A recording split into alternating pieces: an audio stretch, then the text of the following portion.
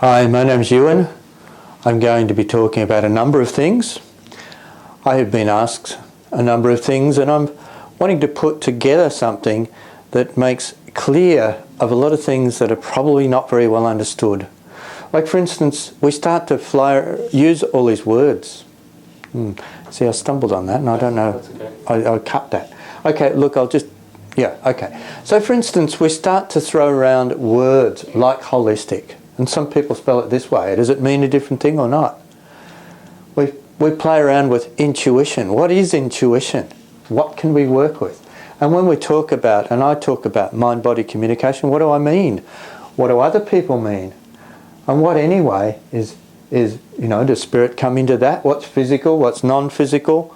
What's the actual thing that we're talking about? We're not agreed upon any of this. So we have to just basically say at the beginning what we're talking about. I'm talking here for Prosperity Manifestation Network. I really need to understand what manifestation is or what works. And some of the fundamental questions, some of the philosophical questions that come into here, is really, who am I really? And what do I really want? What's underneath that and what for? What's the underlying purpose?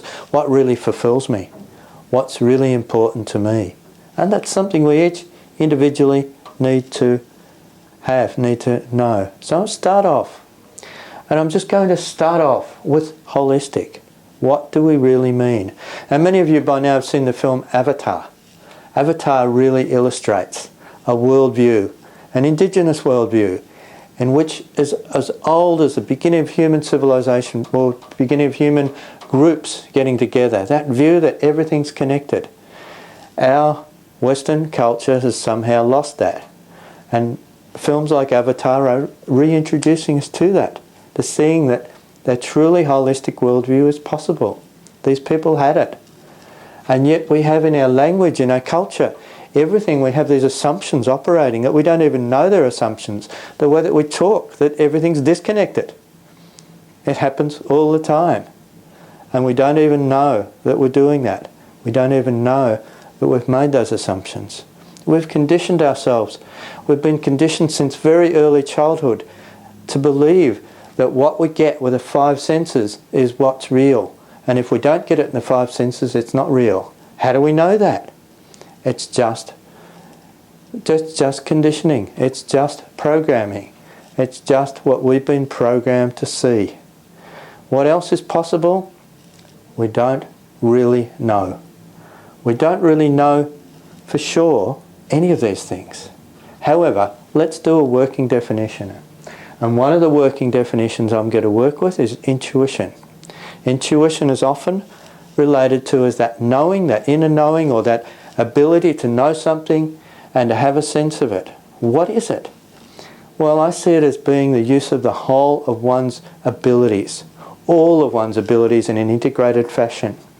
I see intuition as really integrated with this holistic vision. That when our mind is operating holistically, then we're able to be intuitive. When we're bringing together everything that we have access to, consciously and unconsciously, we can make our choices from a place that's intuitive. How do we know it's intuition? My working definition is it's intuition because it works. If something works, it's intuition. If it doesn't work, it's something else. And that's all. That's all I'm using as a definition. So we can test things out and see what works for us.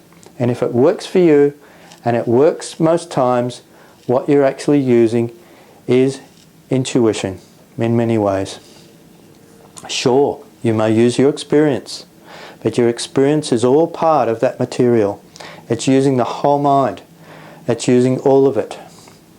And this is an ability our education system has not taught us very well.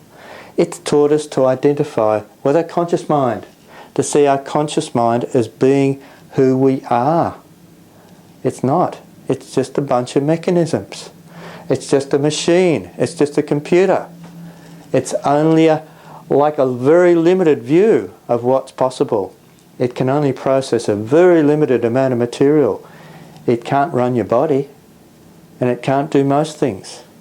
So how could you possibly think that you are the conscious mind?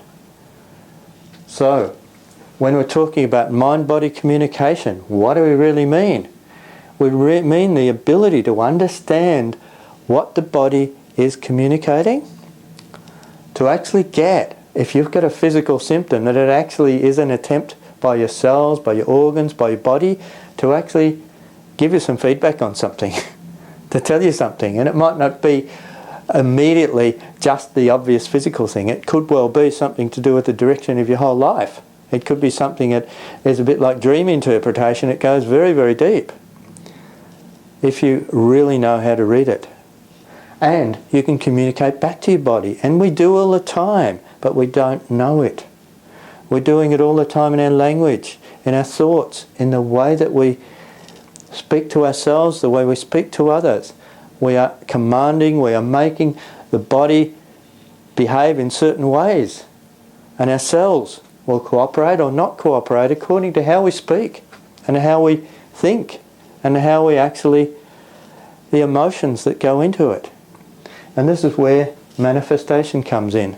Now you'll notice what I'm doing, it seems like I'm moving around from one thing to another, but actually what I'm attempting to do is to link these little pieces into place, and perhaps I could draw it in a map or a different way.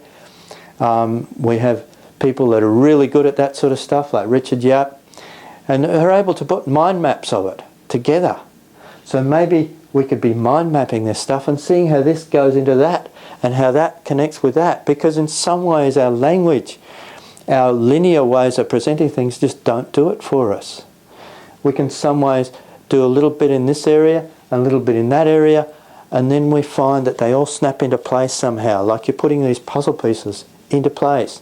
And then we start to get something that's much more holistic, that really connects. Does that make sense? All right. So some of these questions have to do with really, who am I really and what do I really want? I mean, when we really go into it, and people do inquiries such as a Buddhist meditation, which I really like, it just simply goes in and sort of says, well, you know, I'm not my mind. Oh yes, I have a mind, but that's not who I am. I'm not my body. I'm not my experiences. I'm not my identity. I'm none of that. In fact, most of the things we identify with are not permanent. They're not who we really are. Who am I? Who am I really? I'm not. I know what I'm not. I can peel away all those false layers with those sort of practices. We can start to understand that we're not all of the machinery and mechanisms that we've tended to think that's who we are. Nothing that's impermanent is who we are. And yet, we can make up at any moment something. We can say, this is what I'm passionate about. This is what I care about. This is what's important. This is what I'm committed to. And at that moment, when we make a choice, we come into existence. And all of our automatic habit patterns is just machinery. It's not who we really are. That's what I understand it to be anyway. So I'm just going to pause for a moment.